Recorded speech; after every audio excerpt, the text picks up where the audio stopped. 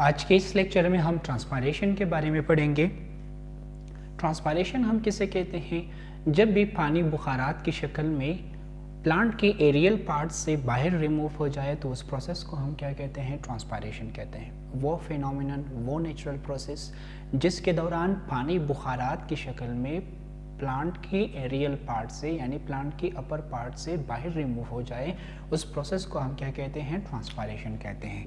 The removal of water in the form of vapour from the aerial part of plant is called transpiration.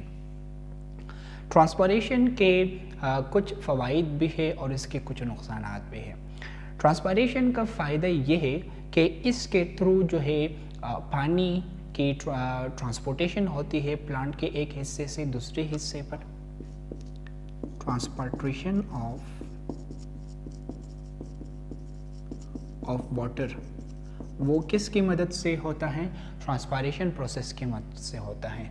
जबकि इसका दूसरा फ़ायदा ये है कि ये प्लांट की बॉडी को क्या करता है? कूलिंग इफ़ेक्ट प्रोवाइड करता है गर्मियों में।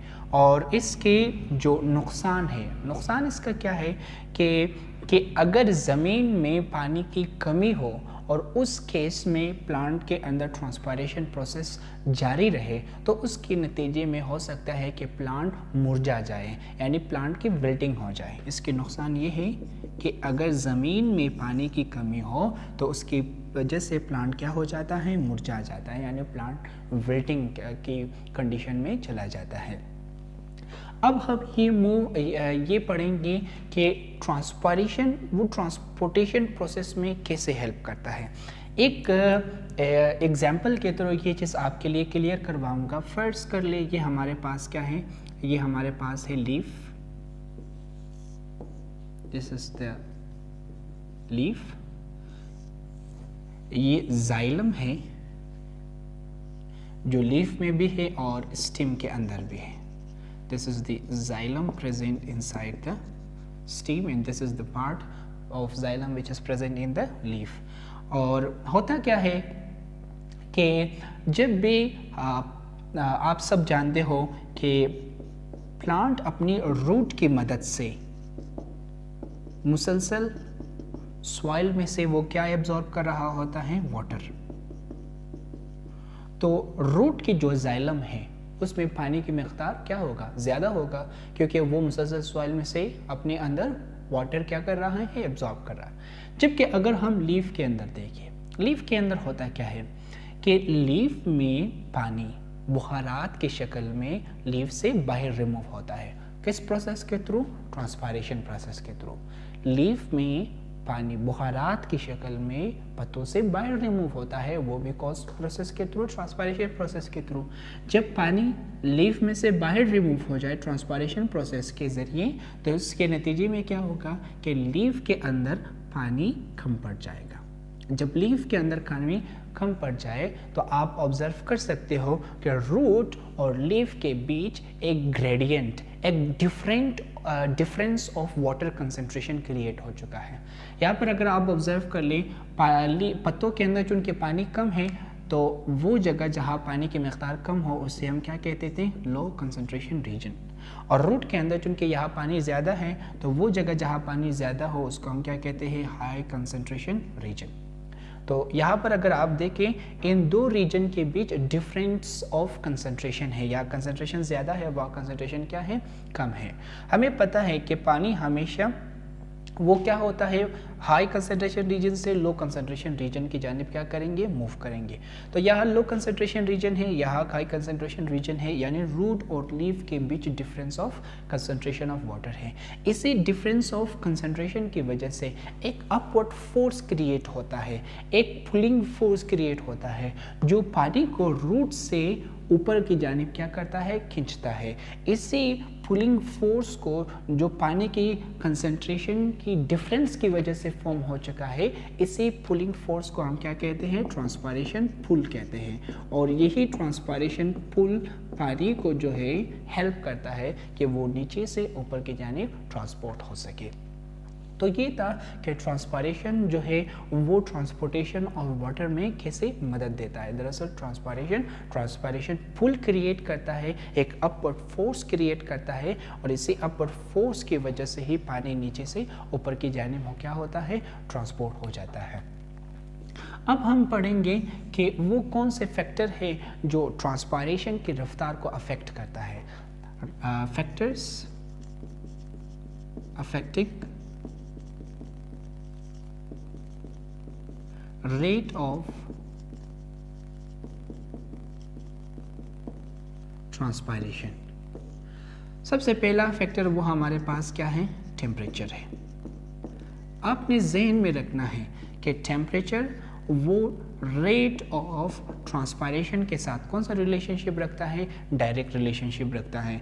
यानी अगर इन्वायरमेंट की टेम्परेचर बढ़ जाए तो उसके रिजल्ट में रेट ऑफ ट्रांसपायरेशन भी क्या होगा, बढ़ जाएगा, और अगर टेम्परेचर इन्वायरमेंट का कम हो जाए तो रेट ऑफ ट्रांसपायरेशन भी क्या होगा, स्लो हो जाएगा। तो आपने ज़हन में रखना है कि टेम्परेचर रेट ऑफ ट्रांसपायरेशन के साथ वो डायरेक्ट रिलेशनशिप रखता है। दूसरा फैक्टर हमारे पास क्या है, ह्यूमिडिटी है। ह्यूमिडिटी हम किसे कहते हैं, percentage of water vapours present in the atmosphere. हवा में पानी की जो परसेंटेज है, उस पानी की परसेंटेज को हम क्या कहते हैं, ह्यूमिडिटी कहते हैं। तो आपने ज़हन में रखना है कि ह्यूमिडिटी ये जो है रेट ऑफ ट्रांसपायरेशन के साथ कौन सा रिलेशनशिप रखता है, इन्वर्स रिलेशनशिप रखता है। यानी हवा की ह्यूमिडिटी जितना ज़्यादा होगा रेट ऑफ ट्रांसपायरेशन उतना ही स्लो होता जाएगा, और अगर हवा की ह्यूमिडिटी कम हो जाए यानी हवा खुश्क होता जाए तो इसके रिजल्ट में रेट ऑफ ट्रांसपायरेशन भी क्या होगा, बढ़ जाएगा। इसके बाद हमारे पास क्या है, तीसरा फैक्टर है। तीसरा फैक्टर वो हमारे पास क्या है, विंड है, यानी हवा।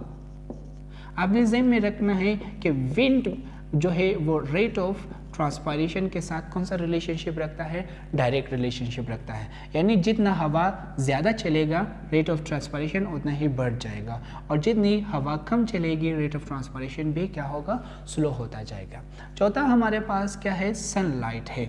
आपने ज़हन में रखना है कि सनलाइट की जो इंटेंसिटी है, इंटेंसिटी ऑफ सनलाइट वो डायरेक्ट रिलेशनशिप रखता है रेट ऑफ ट्रांसपायरेशन के साथ। जितना सनलाइट की इंटेंसिटी शिद्दत ज़्यादा होगी रेट ऑफ ट्रांसपायरेशन उतना ही ज़्यादा होगा, और जितनी सनलाइट की इंटेंसिटी कम होती जाएगी रेट ऑफ ट्रांसपायरेशन भी क्या होगा, कम होता जाएगा। आपको पता है कि दोपहर के वक्त सनलाइट की इंटेंसिटी बहुत ज़्यादा है तो उस वक्त रेट ऑफ ट्रांसपायरेशन भी क्या होगा, ज़्यादा होगा। और अगर अर्ली इन द मॉर्निंग देखें या इवनिंग को अगर हम देखें, चूँकि सूरज की जो रोशनी की इंटेंसिटी है वो कम है, इसी वजह से रेट ऑफ ट्रांसपायरेशन भी उस वक्त क्या होगा, स्लो होता जाएगा। तो ये चार फैक्टर है जो रेट ऑफ ट्रांसपायरेशन को क्या करता है, अफेक्ट करता है। ये दोबारा आपके लिए रिवाइज करता हूँ। हमने सबसे पहले ये पढ़ा कि ट्रांसपायरेशन क्या है, जब भी पानी बुखारात की शक्ल में प्लांट के एरियल पार्ट से बाहर रिमूव हो जाए तो उस प्रोसेस को हम कहते हैं ट्रांसपायरेशन। ट्रांसपायरेशन प्लांट को हेल्प करता है पानी के ट्रांसपोर्टेशन में, ये प्लांट को कूलिंग इफेक्ट प्रोवाइड करता है। और उसका नुकसान ये है कि अगर ज़मीन में पानी की कमी हो और उस वक्त ट्रांसपायरेशन जारी रहे तो उसके रिजल्ट में पानी जो प्लांट है वो मुरझा जाता है, यानी प्लांट की विल्टिंग हो जाते हैं। फिर हमने ये पढ़ा कि ट्रांसपायरेशन वो जो है ट्रांसपोर्टेशन ऑफ वाटर में कैसे हेल्प करता है। मैंने आपको ये बताया कि रूट जो है वो क्या करता है, वो सॉइल में से मुसलसल पानी एब्जॉर्ब करता है। जब रूट सॉइल में से मुसलसल पानी एब्जॉर्ब कर ले तो रूट की जो जाइलम है उस पर पानी की मकदार क्या होगा, ज़्यादा होता जाएगा।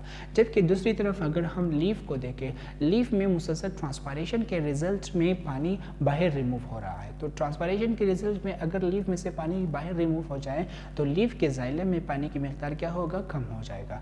यहाँ पानी की मकदार कम है तो इस रीजन को हम क्या कहेंगे, लो कंसंट्रेशन रीजन। और जहाँ पानी की मकदार ज़्यादा हो यानी रूट, वहाँ उस एरिया को हम क्या कहते हैं, हाई कंसंट्रेशन रीजन। यहाँ पर अगर आप ऑब्जर्व कर लें तो रूट और लीफ के बीच difference of concentration of water create हो चुका है। इसी डिफरेंस ऑफ वाटर कंसंट्रेशन की वजह से एक अपवर्ड फोर्स क्रिएट होता है। उस अपवर्ड फोर्स को हम क्या कहते हैं, ट्रांसपायरेशन पुल कहते हैं। और यही अपवर्ड फोर्स, यही ट्रांसपायरेशन पुल पानी को नीचे से ट्रांसपोर्ट करता है ऊपर की जानिब। तो यहाँ पर अगर आप ऑब्जर्व कर लें, अगर लीफ में ट्रांसपायरेशन प्रोसेस ना होता तो उसके रिजल्ट में लीफ के अंदर पानी की कमी भी ना होती। तो अगर इन दोनों के रीजन के बीच difference of water concentration create ना होता तो उसके रिजल्ट में ये फोर्स क्रिएट नहीं होंगे, और अगर ये फोर्स क्रिएट ना हो तो पानी नीचे से ऊपर की जानिब ट्रांसपोर्ट भी नहीं होगा। तो ये जो ट्रांसपायरेशन पुल क्रिएट होता है, ये पानी की जो अपवर्ड ट्रांसपोर्टेशन होती है वो तमाम ट्रांसपायरेशन प्रोसेस के नतीजे में होता है। फिर हमने पढ़ा फैक्टर्स जो रेट ऑफ ट्रांसपरेशन को अफेक्ट करता है। सबसे पहला फैक्टर हमारे पास क्या है, टेम्परेचर। ये मैंने आपको बताया कि टेम्परेचर रेट ऑफ ट्रांसपरेशन के साथ डायरेक्ट रिलेशनशिप रखता है, यानी ट्रांसपरेशन टेम्परेचर आप बढ़ाओगे रेट ऑफ ट्रांसपरेशन ज़्यादा होगा, टेम्परेचर कम करोगे रेट ऑफ ट्रांसपरेशन भी स्लो होता जाएगा। फिर हमने पढ़ा ह्यूमिडिटी। ह्यूमिडिटी हम किसे कहते हैं, परसेंटेज ऑफ वाटर वेपर जो एटमॉस्फेयर के अंदर मौजूद है, उस परसेंटेज ऑफ वाटर वेपर्स को हम कहते हैं ह्यूमिडिटी। आपने ये रखना है कि जहन में रखना है कि हवा की जो ह्यूमिडिटी है वो रेट ऑफ ट्रांसपरेशन के साथ इन्वर्स रिलेशनशिप रखता है, यानी जितना हवा की नमी ज़्यादा होगी रेट ऑफ ट्रांसपरेशन भी क्या होगा, स्लो होता जाएगा। फिर हमने पढ़ा विंड, यानी हवा भी वो रेट ऑफ ट्रांसपरेशन के साथ डायरेक्ट रिलेशनशिप रखता है, यानी जितना हवा ज़्यादा चलेगा रेट ऑफ ट्रांसपरेशन भी बढ़ जाएगा। और लास्ट हमने पढ़ा सनलाइट। सनलाइट की जो इंटेंसिटी है वो रेट ऑफ ट्रांसपरेशन के साथ डायरेक्ट रिलेशनशिप रखता है, यानी अगर सनलाइट की इंटेंसिटी बढ़ जाए तो रेट ऑफ ट्रांसपरेशन भी क्या होगा, बढ़ जाएगा। तो ये आज की टॉपिक। Thank you.